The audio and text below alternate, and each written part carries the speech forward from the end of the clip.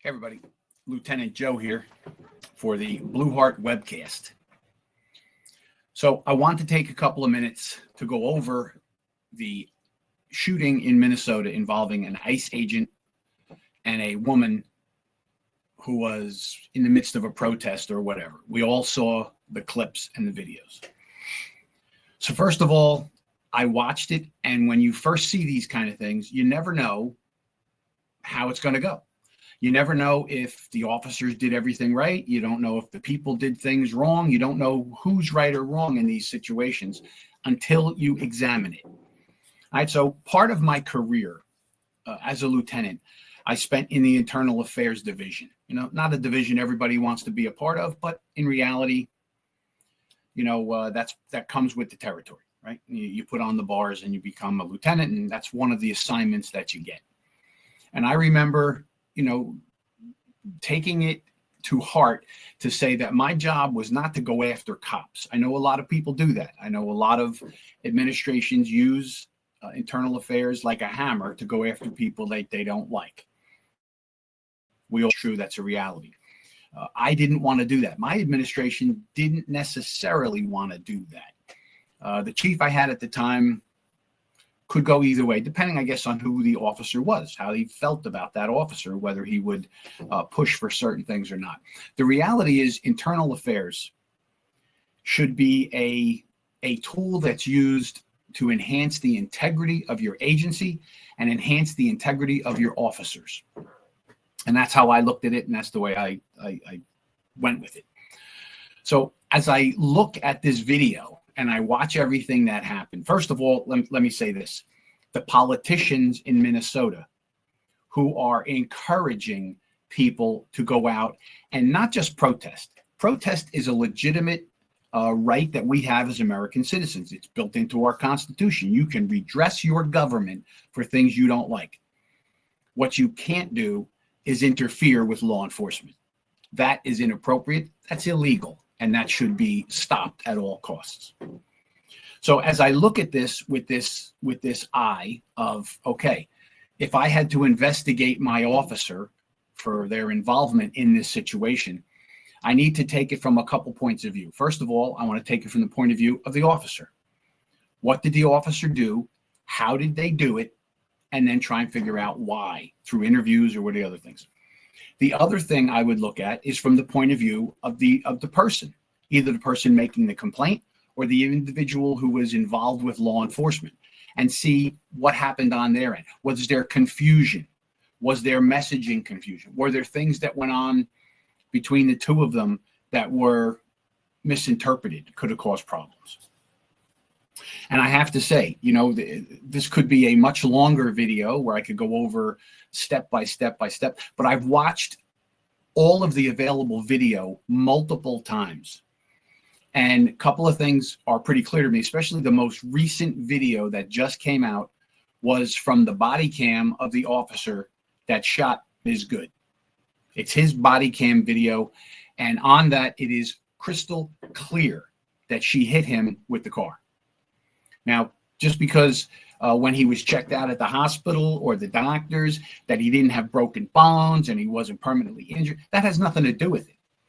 The reality is she drove the car at him and hit him, and he's lucky he was not seriously injured. So as I look over this whole thing, the first thing I say is the politicians there that are telling the people of Minnesota to fight back against ICE, to fight back against them doing their job, they are wrong. They are part of the problem here, right? ICE and other federal agencies are legitimate law enforcement officers. They're out there to do a legitimate law enforcement job. They are not to be interfered with. You can disagree with what they're doing. You can think we should have an open border and let everybody in the world come into our country. You do that by going and talking to your legislators and having them change the law. You do not do that by standing in front of vehicles, attacking officers, threatening people, threatening to go after their families. That is wrong, and that has got to stop. And I'm going to encourage everybody in the Department of Justice to stop standing by when this happens. Mass arrests need to take place.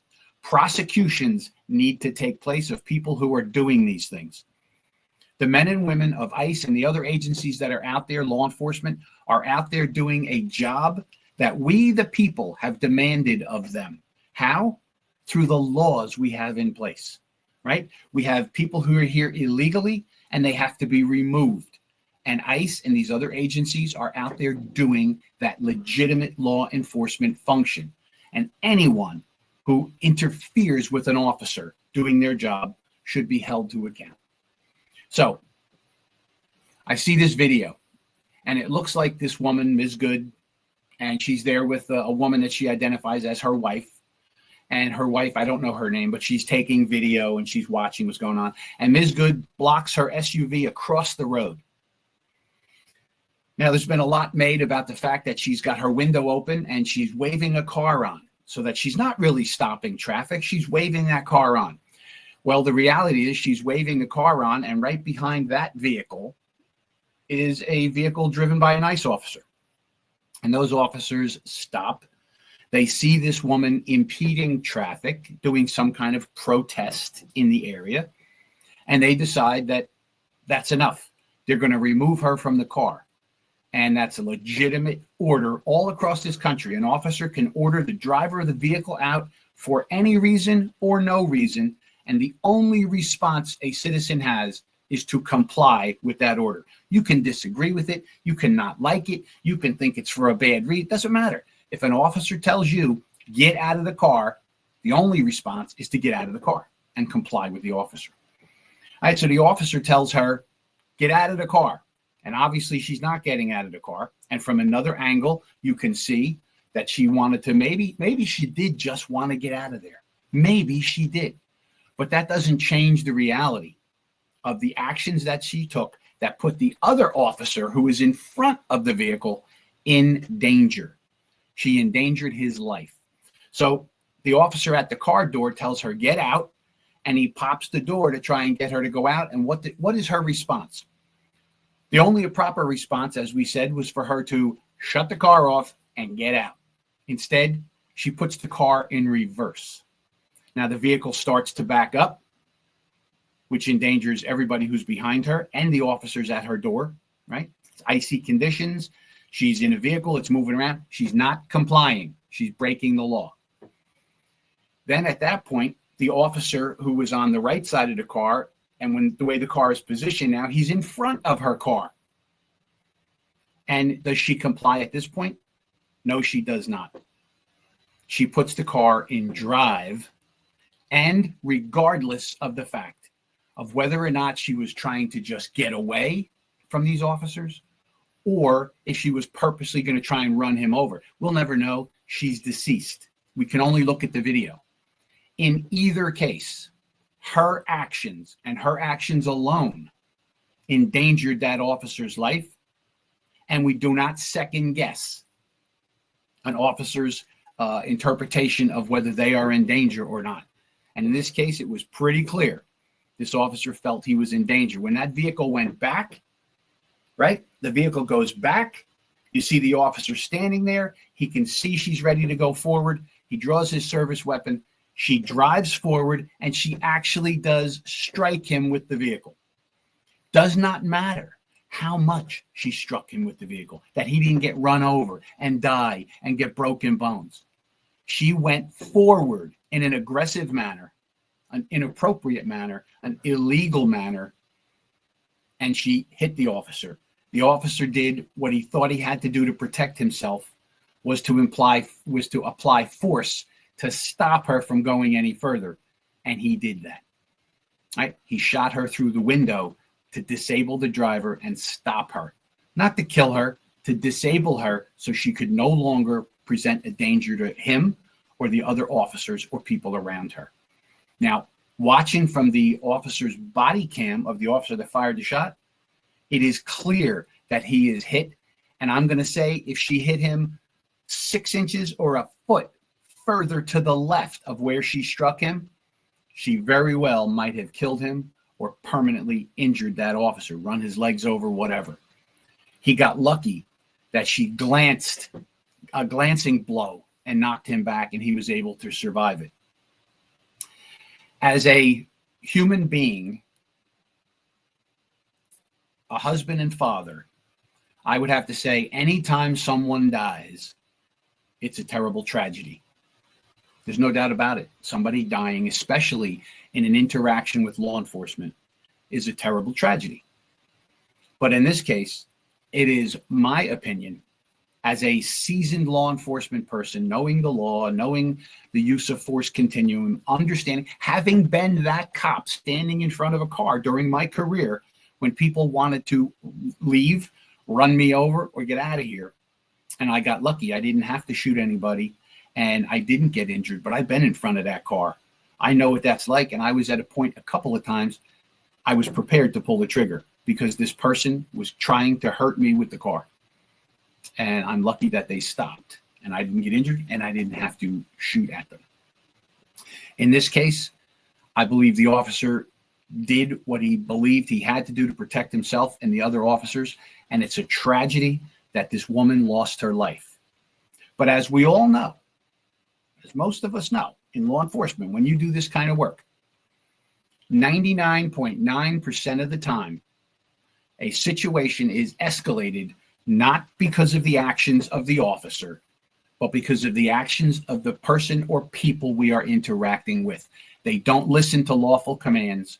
They decide they're going to disregard lawful commands. They choose to fight, or they choose to flee instead of complying with the lawful commands of an officer. And in this case, this woman made some terribly tragic decisions for herself, for her family, and for that officer who had to use deadly force to protect himself. He's going to live with that reality for the rest of his life.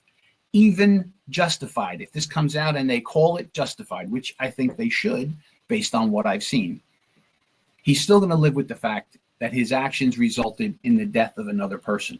Not an easy thing. We all know in law enforcement, nobody wakes up in the morning and says, I'm going to go kill somebody. Let's go shoot somebody today. We don't do that. We go out there and try and do the right thing each and every day. And sometimes in our work, things go sideways. We know that that's true. All right. So I just wanted to give you a little bit of my point of view, why I think what I think, and kind of lay it out there. I've seen many, many instances of officers taking action that were right, wrong, or indifferent. And in this case, I don't think he had much choice to protect himself and the other officers. It's that woman, Ms. Good, her decisions led to her death. And that's unfortunate. It should be a lesson to all those politicians that are out there amping up people to continue to go out in the street and impede law enforcement, get in the way, stop them from doing what we disagree with.